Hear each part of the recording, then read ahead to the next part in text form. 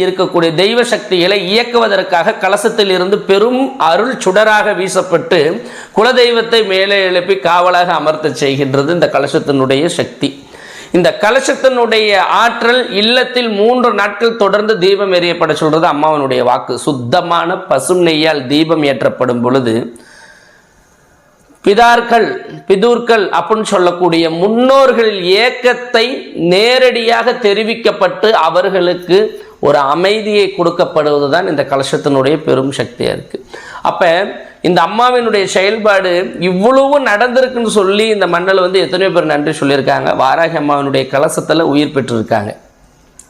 மாண்ட உயிர் மீண்டெழுந்த சக்தியை கொண்டது கலசம் அப்படின்றது.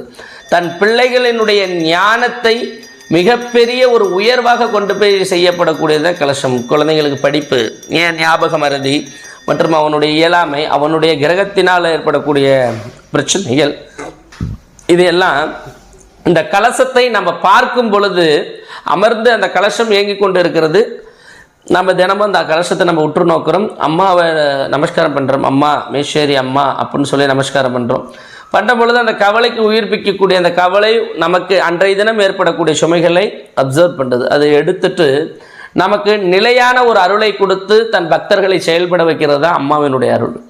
இப்பேற்பட்ட கலசத்தினுடைய ஒரு சக்தி, இப்பேற்பட்ட கலசத்தினுடைய ஒரு உலக புகழ் எல்லாமே அதில் நிறைஞ்சிருக்கு.